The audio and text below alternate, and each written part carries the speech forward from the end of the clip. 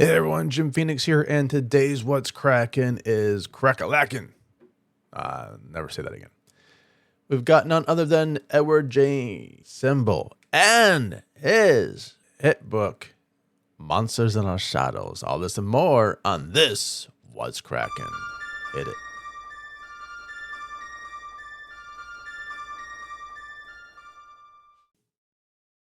Hey everyone, Jim Phoenix here, and today we've got a very special guest. We've got the author of Monsters in Our Shadows, live on Amazon. Go get it. Edward J. Simbel today. Edward, how are you doing? I'm good. How you doing? I am fantastic. Thank you for asking. Now, I have to say, your book was highly recommended to me by someone I do pay attention to. And I've read it, which might be a first for the show, but I read it and I loved it. I loved it. So we got some questions about the book, some questions about writing and stuff like that.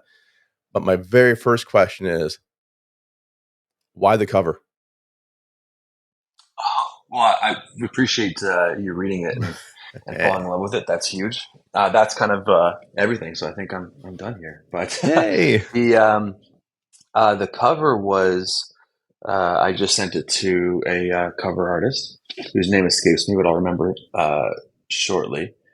He's fantastic, and he read the book, and then he came up with the cover and sent it to me. And there was no Really? revisions, no changes, no input on my end, nothing. That is amazing. There was just his interpretation of it, and he put it out. I sent it to him with the book, and then he sent that back. It's amazing. If anyone didn't see the Monsters in Our Shadows yet, the book cover reminds me of like the old Rorschach like block test. You know, what do you see? What do you see? What do you see? And then when you look at it differently, you can kind of see.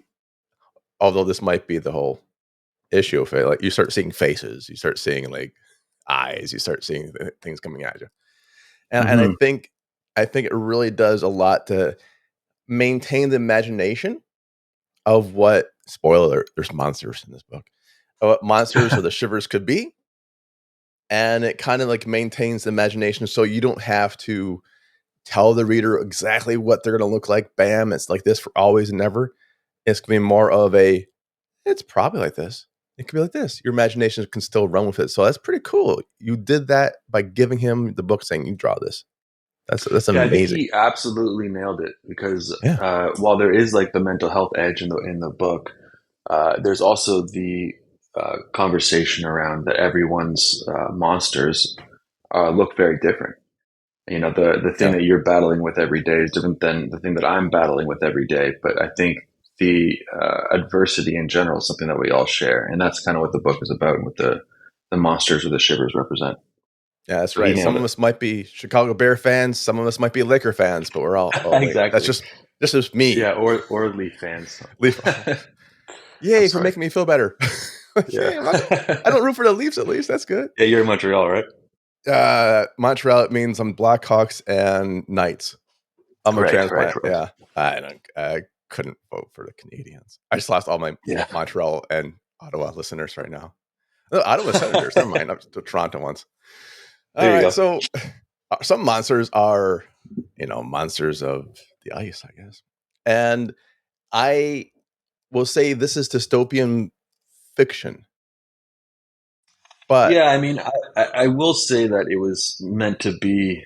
I mean, I didn't write it for genre, right. for better or worse. I just kind of wrote it as a cathartic experience, and it so happened that it has a bit of a dystopian angle in terms of setting, but it is, I would say, more of a horror or a speculative fiction adventure. I'm not really sure how I would Yeah. genre it, but what would you go at That's there? that's the thing. I was reading this book. I can see how it is dystopian because, it's the MST3K, not to so different feature, right? Yeah. But it's more beyond that. Like if you take it out of the time, Hmm. it could happen at any time. This could be the past. This could be like now. It's not Yeah. necessarily a dystopian future. It could be more of a, what would you do? It's not body horror, but it's more of a psychological, like almost a gothic horror. Yeah. Like the monsters that are feeding off of people. This is not giving away any major plot twist. We're not going to spoil the book No, for you. no. This is basically Yeah. from, humanity has been After, devoured by the edge of extinction by shivers, nightmarish creatures with an insatiable hunger, bound to torment their hosts until they finally feed. That can happen mhm. if you close your eyes. That's like, oh, that could be capitalism, by the way. It could be, we just had Black Friday, Cyber There's Monday. a lot of that. Yeah. Like Yeah. it could be anything from there. It could be like an allegory for something like that. Or it really could just be the dark version of our world, Yeah. the I mean, things that we don't in talk a way, about. it's happening right now, right? Um, the things that are happening in the book. There is a Yeah. monster around your back right now that is doing something, and it's up to you to fight it or let it consume you, or so on and so forth. But I just thought that this crumbling city, uh, when the rest of the world's been kind of devoured to the edge of extinction, like you said, Yeah. was kind of just an interesting place to play because I can get rid of the typical rules of society and kind of just play to the core of the theme. Well, I Um, like that. It also gives a bit of a monster in the house because part of yeah. the book is like you just don't leave the city. If you do, Mm, really bad things happen. right. It's I like, like that monster in the house. Yeah, it is very it much like that, isn't it? traps you in. And then as Hmm. as we read, we see there's an exilist, which I did. Mm. Where'd you get the name exilist? It's a pretty cool term, by the way. Where'd you think that went up? Exilist. Oh, I wish I could tell you where the ideas came from. It just popped in. I'm not sure. They popped in. It might have had something to do with uh, The Exorcist, and then playing off Oh, the idea that he maybe. is exiling people. So the Exilist. Oh, I love I don't that. think it's far from that. Yeah. No, I love that. So I was like, oh, this is really cool. And it is Hmm. kind of like, it reminds you of like The Exorcist, and it was like not a bad thing to be reminded of. And Yeah. okay, I cannot name characters to save anyone's life. How'd you get Anthem? Oh, that's another one. The book I'm writing right now, I'm struggling to find a better name. Okay. So I agree with you. It's a great name. Uh, don't know where it came from.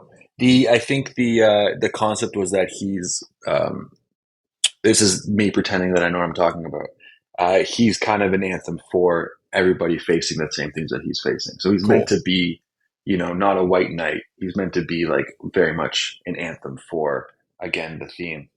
Um, but yeah, the anthem was it just fit. It just kind of clicked, and it was him. I It's the like first it. time I think a character came out with the name started before the character. Really. Usually the character comes and then the And name they kind of name, fits in yeah. or changes and then fits into what the character ends up being. I Yeah. often rename characters, but Oh, in yep. Me this too. most things were kind of set and forget it. Like Melody, I love that name. Um, and they all kind of seem to have their own allegory and Right. metaphor as they went along. No, I agree. It is a as a reader, I think the name really does fit. And B, as a writer, I am glad I'm not the only one that goes, okay, your name today is John. Ah, John in the Ville. Hold on, that's a bad name. I would name him John. What the hell was I thinking of? Yeah, exactly. It's actually this one now. Yeah. Yeah, I've got a character right now that's gone through 3 iterations of names, and I swear every time I sit down, it changes. So this draft, his name is 3 different names. Do you, when you correct the name, this is getting back into a little bit into the craft. When you correct the name, are you doing a find replace? Or are you like really just going, oh, damn it. I now have to really go one by one and making sure I change the guy's name. I usually do like a the next pass on the draft. So if Okay. someone's name, for example, like is John, and then I find out that they're, really like a Samuel, then the It's- name will be Samuel for the rest of the draft until their name changes to Oliver. right. And then when I get to the draft 3, I'll go back and I'll remember, oh yeah, that's, it's not Samuel or John anymore, it's Oliver. And I'll Oh, so you do do it it past that while way. you're editing draft by draft. Yeah, yeah. So I try not to go back as much as I can because I have a bad habit of getting stuck on like a chapter or the first 20 pages or a certain scene. And I can go through and edit that to death. So I really try to steamroll ahead and catch on the next draft because when you, as you know, when you get to the end of a book or, 3 scenes later, you realize that, that original scene that you're working on before has changed regardless because those Yeah. characters have changed. The situation could have changed. Some things have Yeah. come to light or some things don't work. Yeah. So I do try to kind of Absolutely. steamroll ahead. No, that's kind of it. And sometimes with the end of the book, you're like, well, that's not where the book starts anymore. I guess I have to throw those chapters out. I don't know what the hell I was Yeah, thinking of. definitely. Yeah. Killing your Yes. darlings. Yeah. How do you kill your darlings? It's like cyanide, I think. It's That works. sometimes I because we're now writing now, man, I'm old. We are writing in the advent of the not even the advent anymore. We're just doing it in the age of word Yeah. processing where I will if I really like the line, if I have to really convince myself I really like this line or I really like that chapter plot, I will put it into a cut file, like a little folder on Hmm. my desktop. Yeah. And that way maybe a short story comes from it later on. Usually I'll go through it once, never. It's like a Yeah. drug drawer, basically, at this point. Safe. Yeah. But do you just like, are you hardcore? Like, screw it, dead, Bond. No, I have something similar. So I do Yeah. have a working file, and I've titled it "Darling's Grave." So I just dig graves for my darlings, kill them, the, and throw them in there with the intention that I'll probably go back and use the them. With the intention. reality that I never do. Yes. That's Never. exactly it. It's the Yeah. intention of nothing you made can be that bad. It just didn't work this time. And Yeah. then you're Have like, you read yeah. Stephen King on writing? Yes, I love that book. I love it too. So he's got this great chapter where he talks about killing your darlings. And the whole idea is like, if you think that line is good, it better be good because the next line after it better be good. All of your lines better be Better be good. good. The fact that it's good isn't good enough of a reason to keep it in, Right. which, Oh, that's right. easy for him to say maybe, but yeah. Oh, but that does bring up, hey, that's a brilliant line. I think that's correct. Like you're not like, oh, this line's crap. I'm gonna keep it in. No, Yeah, exactly. nothing like that. His Yeah. way of editing helped me a lot, and it's the same Mm. way I teach now. If you try to edit something, okay. I know Jack Vernon does edit a different way. Jack's a historical fictionist. He will, or it might be underneath John Vernon now. He will write a chapter one day and then back up 2 or 3 pages of that chapter and start from there to edit a bit and then keep writing the next chapter. Mm. I I don't work that way. I have to do the throw it all up and blep it all at once. And once we do that, I have to put it in the freezer. Like I Oh, have to put it in the freezer and just, you know, not so much never see it again, just never see it for like 6 months before I can edit. Are you I like somewhat that. similar or Um, yeah, I'm trying to think of a teacher that I had. if it's Jack Vernon, it'd be I'm terrible funny. with names. Yeah, let's call it that. We both The had Jack idea, for a it's the teacher. same kind Nice. of idea where it's like you go back a chapter God. and you edit that and then continue writing the next day from where you started yesterday. So you start with editing what you wrote yesterday and then Yeah. you move in. I find that I just will stay on what I was writing yesterday because you can edit, as you know, you can edit forever. Yeah. That's I think putting in the kind of freezer it. is kind of the best thing you can do. Absolutely. And speaking of freezers, how long did it take you from start of the idea to book launch for this book? Yeah, I mean, it's a. I mean, for this book specifically, there was a book before it that I buried. Darling's grave isn't big enough for that, but Yep. there's another grave where this book lives. And I actually picked up some of my like my editor from there and stuff as well. So there's some help on that. So when I started Monsters, it kind of snowballed quickly, but it still took about 3.5 years. I looked at this the other day, and quite a few drafts, That's good and though. then yeah, it's not. I really like obsessed over it and like and lived it. And Yeah. again, like it was a cathartic experience. We talked about kind of the things a couple of things that I was dealing with at the time, and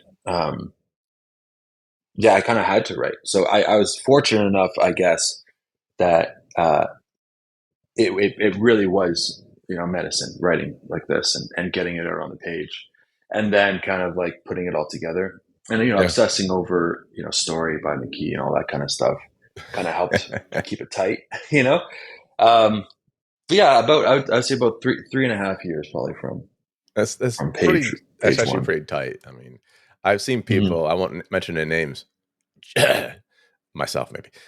Like 10 years. Like, it's like I Yeah. can move this way. Yeah, and then sometimes I've done quicker too, and usually the quicker I go, the worse it is because it's kind of like you're just Yeah. rushing, and if you're rushing, you forget things. Like, This oh is something that shit, I'm this happened. struggling with right now is kind of like how fast I should be producing. Um, Publish and People perish. say Like, no, 6 months or yeah, a year, and I'm like, I don't know what 6 months. That seems tight. But people write it in three. But yeah. to what quality, I'm not sure. That's what the thing is. Like, it's what's King's cycle? It looks like King's got one every year out, but he's also Stephen King, and he's been doing this for like what was it, 40 years now, 50? I don't even Mm, know anymore. well, So that's the trick, isn't it? He writes 2,000 words minimum a day. Sometimes he gets 4,000, but it's every single day, 7 days a and week. it's also his And then when JLB. he hands it off to an editor, yeah, and he knows exactly like he's got it locked in. Yeah, he's But not worrying like how am I that's gonna market realistic. this? Like how the hell do Yeah, I get exactly. a? I need to get an editor. What the hell? Yeah, he's set. Cover He's set. artist? What? Yeah, it's more like which one is this going to be, a movie or miniseries? Speaking of movie and miniseries, The Monsters in Our Shadows, developed for a major motion picture. So you're making this as a feature, Yeah, creature feature. I like that. yeah, like a feature. The yeah, it's off and being shipped and shopped right now. We've got a script that I co-wrote, Cool. um, and yeah, it's on its way. There's been some exciting announcements in studios and potential actors that I can't unfortunately Oh, say hey, just yet, but no worries. When it pretty comes, exciting. I can't wait. I mean, I do ask for an advance copy or a screener or at least, I don't know, a autograph, a DVD or, You've got it. a Yeah, VHS. you've Do you got it. still do Betamax? Do one of We'll those. do that. Yeah, we'll get it on a VHS and I'll send it over to you.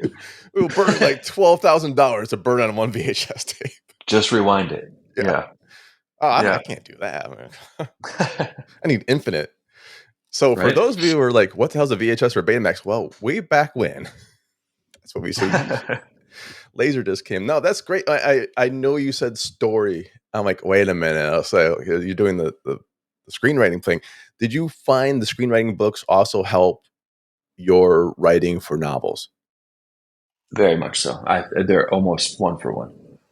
Right. And I think that's very underlooked in some of the author classes. Like, oh no, novel writing. Like, no, story structure is still story structure.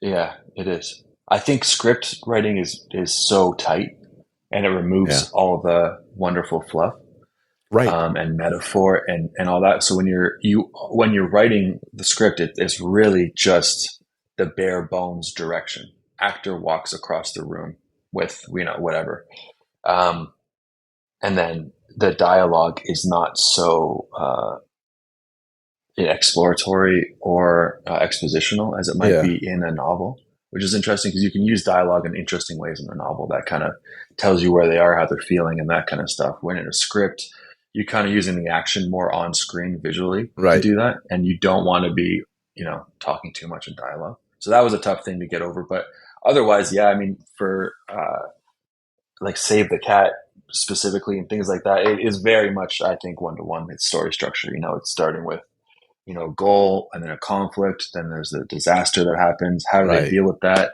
And then what are their options after that? And that starts the next scene.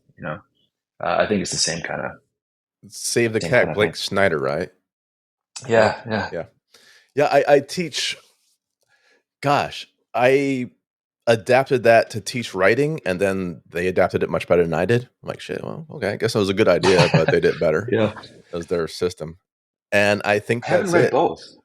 Is it the same or how did you adapt it I from I script writing bought to novels? I have the screenplay version of it. And Mhm. because I was teaching, God, I forgot where, somewhere in Montreal, I was teaching screenplay, and I was like, I need something that's going to be. I mean, I had them read poetics. Like, I'm like, oh crap, went back too far. Hold Yeah, on, yeah, I'm like, Aristotle might be too far for 2020 right now. Let me dial this back. And I was trying yeah, to find like a new way of teaching, and I doing McKay's. I'm like, God, I don't, maybe too thick. I'm like, boom, Save the Cat, brilliant, short. It's punchy. You can teach the crap out of it within a semester. Or Yeah. however many weeks it was. And then I was thinking, I need to teach people how to read a book, like how to actually read a story, and just for different class. Hmm. And you can do like rising action, falling action, and the old like chart plans. I'm like, oh, that's cool. But if you break it down in like a movie, because people see movies, they don't read books anymore. Like, okay, you can map this book to like a movie. It'd be great. And yeah, I made like an outline from Save the Cat for short story and book reading and writing. And Perfect. then about a year after that, they came out with like Save the Cat for books. I've looked at the inside a bit. I know it's just like, oh, this is like a lot more examples. It's just like Save the Cat for screenwriting, but for books. All right. They went better with it. But so you're doing Save the Cat. You're doing, you said story. Who else would you? Oh, Yeah, Sid. Robert Oh, McKee. I mean, and the Stephen King on writing. I think, on writing. uh, Yes. yeah, honestly, I think the best education for writing is reading like a Yeah. wide breadth of material and genre and authors and different backgrounds and from different lives. And that kind of, I think, if anything, is the best education, at least for me. I don't know about you, but it makes me a slow reader. Um, because It I'm constantly analyzing something. I'll feel something in a book and I'm right. like, wait, why did I feel that? And then I went back, 3 or 4 pages and kind of ramp back up into that and be like, oh, I see what they did. This is amazing. Or, you get swept up in something and you finish it quickly and you reread it. I just reread Misery, Wow. talking about King. And it's funny because it's almost the ramblings of a crazed man in that situation, but still like the use of that as a metaphor and the way that they, rise the action, create tension, let it go, where that's happening is really interesting. So I think just, you know, reading with intent, I would say is probably the best education for I, writing. I think you're right. I Or a think, brilliant teacher like yourself, well, but also reading. yeah, that's part of it. It's a lot of the places where you are doing training on the job, you are actually doing the job. You're doing parts of the Mhm. job, and that's how you learn. And for Yeah. writing, it's the reading part that has to come first. Yeah. You have to Yeah. be a good reader. You have to consume. You have to then understand why Stephen King did the sentence this way instead of that way. Yeah. How long are like rhythm is so important. How Yeah. long are sentences? How short are they? Now, Yeah. where's the flow of the Rhythm. page take you? Whatever it's going to be, and you can only really get that through reading. Yeah. And then practicing that on your own. Yeah, Like at least one for one. As much as you read, maybe you should be writing. You definitely shouldn't be only writing. You definitely shouldn't only be reading. You correct. definitely have to do both. You You can't be mentioned, stuck in research. yeah, you mentioned rhythm, and I don't know if you're a big fan of music or if you play any instruments, but for me, it's very much like writing or composing music. Cool. It really feels like you're, Yeah, you're writing the verse and you're trying to like punch the chorus, and you're getting to the next verse. You want a bridge in there, that kind of thing. It's funny how art has so many parallels. absolutely. And I love music, and that's I just hit my mic. And I think that's kind of why when I read something, if the rhythm is wrong, it's just chalked. It's nails on a chalkboard for me. I'm like, oh, this It is is, great prose. The rhythm yeah. sucks. I just Where are can't we? read any more of this. I just like no. You start running away. Yeah. So that's part of it. And being a writer is sometimes okay. So you sent this manuscript out to an editor. Did they chop it, or they just do the tightening, or what? It's funny because I sent it off to him and it came back and it's I mean you've experienced this, but it was the same thing, but it was like I guess slightly tightened Yeah. and a couple things were adjusted, but I think this is just a testament to Andrew Lowe as the editor, who's a great editor, and he didn't change my voice at all. He didn't change anything. He just tightened things up, and it read like me. It felt like me. That Cool. everything was still in the same spot, and it was me, but just again, like you mentioned, just a little bit tighter. Yeah. In the last novel, I sent it off to another editor, and they changed it up drastically. And I was like, this doesn't read like me at all. Mm. and That's weird. I didn't use them again. But um, It's yeah, I think it's a a testament personal to good editor relationship. is just tightening. Yeah, no, Yeah, yeah. There's it's a that too. personal Yeah, relationship. It really yeah, is, and people yeah. don't. When I'm looking at some sites like, "I'll be this editor," I'm like, "Well, no." If I, if I tell you a dick joke and you blush, I'm like, "Oh, you can't read none of my stuff now." Like, I'm sorry. Like, if a dick joke makes you blush, my Just you wait. my yeah, it ain't gonna Yeah, work. So yeah. You can see that in some novels too. I was reading Kingfisher last night, and there's in uh, the hollow places, you can tell it's edited differently than like a sorcerer comes to call, and right, it's almost like there's like almost like a letting her like speak true to herself a bit more in one than the other. At least that was my interpretation. It felt like she was really more on the page, if that makes sense, than tightened up. But yeah, that's always interesting is the role of an editor and how much they're in the story and how much they're getting out of the way. yeah, and that's part of. Okay, I'm from this is me showing off. I don't know, I'm really showing off. I'm from SUNY Binghamton. We're known for turning down Raymond Carver. Like, oh, we don't want Raymond Carver coming teaching for us. That would be Come on. horrifically good for us. But there was like the whole Lish thing where beginners versus what we talk about when we talk about love, same story, but one's very heavily edited for minimalism for Lish, by Lish, I should Mm, say. And it drove Carver, well, if it was no spoiler alert, Carver's dead, but it mhm. drove him, we believe, to drink even more because Carver wasn't writing Jeez. to be minimalist. He was writing his stories, and Lish just like edited the shit out of it. But those edited the shit out of stories became super popular. Uh, And so you yeah. have that where even an editor can be beneficial for you in the long run. It's kind of like it hurts because it's not your voice. Hmm. And Oh, sometimes so it's there's an just hurts ego because it's to not get your out of the voice way and it's not there, good. Yeah. right? And Is I wonder if what we talk about when we talk about love was heavily edited or more himself. it's a side by side and it's actually a different story when you read it side by side. It's like, oh wow, it's Mm. so bizarre. And then this can go back to you have a book that you started, you finished, you looked at and said, nope, you put it in the kill box. Do you ever think about coming back to that one? Yeah, I do. Okay. I don't think I was equipped to write that one. I think I was biting off more than I could chew. It was a different genre too, but I that one's on the table. There you go. It could And come that back, but comes then back. there's so Yeah. many others. Like it kind of like the idea bank is kind of overflowing. So I'm trying to pick the best ones next, and unfortunately, it takes a while to write a novel. So by the time you finish this one, you've got 10 more ideas, Right. and then there is the concept for anybody who read The Monsters in Our Shadows or who will read The Monsters in Our Shadows, a potential novella specifically for Zoe's story Oh that yes. I'm starting to workshop. And if anybody wants to read it, maybe then I'll buckle down and get that one out next. But Absolutely. I do.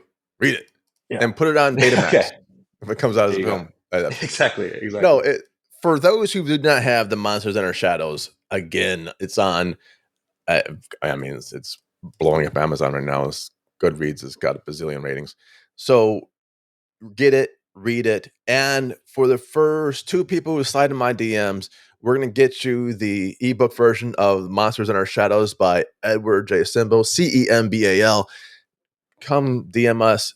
First two get it. Bam. You're welcomes, readers. Now, I will say this from there's a comedian, I guess, friend of mine or acquaintance nowadays. Pete Corielli said there's no such thing as a bad joke. It's just a joke you're not strong enough to tell yet. And I think that applies to writing. That first book wasn't a bad book that you killed. It just was a book that you weren't strong enough as a writer yet. Yeah, I think And so. you're getting, especially with Monsters in Our Shadows, if it's anything if your writing goes up from there, my gosh, the sky's the limit for you, right?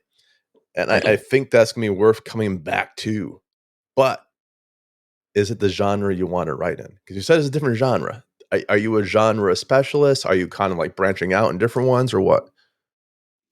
Yeah, that's a good question. So a lot of the big five, publishers, they are kind of like talking more about genre that I'm maybe potentially interested in, but I am aware that there's a market specific for genre, and readers find books around genre. So I do want to do a service around that, at least to the reader.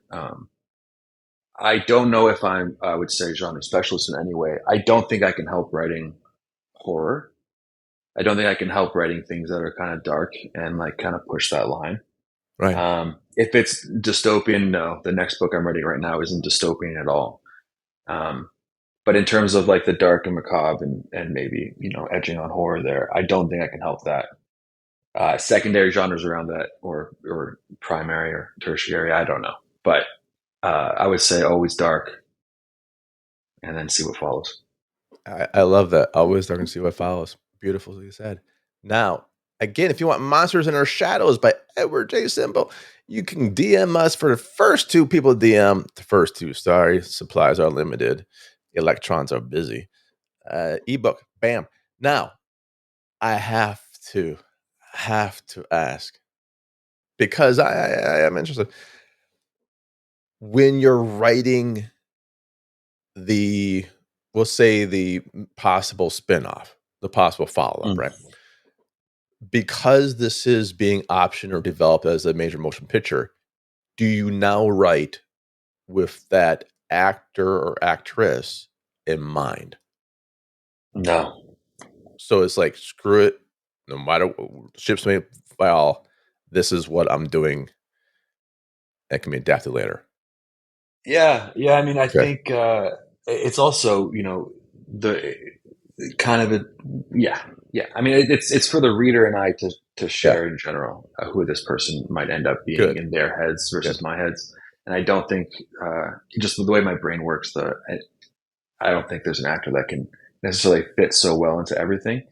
The Right. monsters who they have picked, I mean, I think is perfect, but um, yeah, no, I don't write with a particular face or person or anything in mind. It's just they kind of come out on the page. If that's unpretentious, it's true. No, well, no. I don't think it sounds Yeah, like they tell me who pretentious. they are. Yeah. Yeah, I think that's what it should be because if I've seen people who will write for a particular actor, and A, if the actor passes and they just screwed up, B, Hmm. you just limited yourself, Hmm. right? You just limited, like, now you know, quote unquote, know who that actor is, and now you wrote for that. But and anyone says I know this actor, you don't really. I mean, you might know them, but you don't really Yeah. know them. You only see what Yeah. they want you to see because their job is to act. Their job is literally to Mhm. be in public and act like someone else. And you limit yourself as a writer, I think. If you're like, I "Oh, I'm gonna take this definitely persona." agree, Yeah. especially in novel format. Right. That's it's such like it's such a job of uncovering and treasure hunting that I Right. think you really pulled yourself back by doing that. Saying that though, we did actually, the co-writer and myself did just for the script, had an opportunity where there's an actor who asked us to write a story for him in a specific format, in a genre, and as a specific character that he wanted to do. Right. And still, even then, I'm not writing with him in mind. Right. I'm assuming that I hope he'll be able to change and form himself to fit this character. Not that it's that far off or a hard character to play, but Right. um, even then, I see the character on the page and not him. That's awesome. That's like the true artistic integrity right there. I love it. Now, I know we need to wrap this up because 30 minutes next. If there was advice that you can give the younger version of you about writing, about art, about whatever, what would you do? What would you say? Um, Probably just keep going. You know? Nice. Yeah, Keep going, keep running, keep going, keep pushing. I yeah. think that's pretty spot on for a lot of it, especially if you are a writer. It's a lot of lonely nights Hmm. and days. You And don't. you're so unsure about everything. Yeah, it's you can go to a movie premiere. You can see people react to it. There's no Mhm. book premiere where we're like, watch people read for 3 hours silently. Yeah, I'm Like, not "Oh, sure I'm how you watching." are with sharing your work as you go. Do you share it as you go, or do you hold it like Uh, tight and then share when it's done? kind of. Yeah. I came through a program where we had writing workshops, and so they would see bits of my book before it came out, Okay. but, like, to the general public? Oh, fuck Mhm. no. Yeah. Like, Yeah, I kept the I'm whole not doing thing. that. I kept the whole thing under wraps. Yeah, Like I told my wife that I was writing, but she didn't even know the main character's name or the title of the book until I handed it to her. yeah, I I told I nobody that I was even writing. I think that Very is, lonely. yeah, no, I think that's But it was very good. I think it served fair. the story. I think I'm going to keep doing that. But yeah, Yeah, I can't imagine that looking though. for confirmation and validation No, externally, I don't no, think is the move. no. I mean, no, that's Yeah, like it's like so antithetical. Like, no, don't do yeah, that. no, no, Because then you yeah, start yeah. You like, got to find it in you. yeah, what was the like? You get, and they might mean the best. They'll say like, it's great. Have you thought about, I don't know, making him a clown? Like, oh Yeah, no. But now that's all I yeah, think of. Like, shit's a bad idea, but that's the only thing I can think now is making him a fucking clown. yeah. Or they'd say something like, oh, I would do this, Yeah. and it's just it might take you. It might be a good idea. I'm not sure, but it's then all of a sudden not Error. 100% you, for better or Yeah. worse. I'm not Yeah. sure, but I Yeah. do think at least the first draft, I would write that in the dark. You have to. I agree. Yeah, I wouldn't yeah, say anything to anyone, man. Not even myself half the yeah. time. I don't know what the hell I'm writing. Just Oh, I'm doing this yeah. today. Okay. Keep Uh, going. oh man. So I will say this is gonna be 2024 when this comes out. December 2024. What are your plans for 25? What are your plans for 25? In terms of writing, I'm just going to keep writing. I'm hopefully releasing this next book Nice. before May. We'll Nice. see. Depends the interest around it, but yeah, I think I'm going to try to get this next book done. I've got short stories that I'm kind of just uh, that I'm putting together, and will probably release as multiple short stories in a book. I'm not sure when. It could be a few years. It could be next year. I don't know yet. But that's just kind of like if I need a break from the main story, I go and write like a short story and then That's decent. collect those over the years. Yeah. It resets your But yeah, brain a man, bit. yeah, for sure, and just kind of like play around with other characters and other scenarios. But I think, yeah, I'm just going to write this next book, try to release it this year, and then get the next one and keep going. Well, That's that my advice is for my future, my current self, actually, too. I love it. It's advice all around. I think just keep going. That I think that's the main thing. And if you Mhm. want Monsters in Our Shadows by Edward J. Simbel, Cembal, you can go to Amazon or you can just DM me. One free copy for two people. Boom, ebook, donezo. And I have to say, we talked about a lot, and I dig it. I always love author talks Hell yeah. because it's like shooting shit, talking shop, and stuff like that. And I love the book, man. The Monsters in Our Shadows. I read it. I couldn't put it down, which is weird because I had to go through security at an airport and like, but that's I'm like, no, I can't, man. It's coming with me. And Cool on. it's like I I got appreciate beaten that. down in Thank the you. airport somewhere for it, but hey, it was worth it. Wow. For It was me? worth it. Yeah. Thank Yeah, you. yeah. Like, oh, Yeah. like it's not a piece of metal. Don't worry. I can't say eh, I can say I look for the next one. There you go.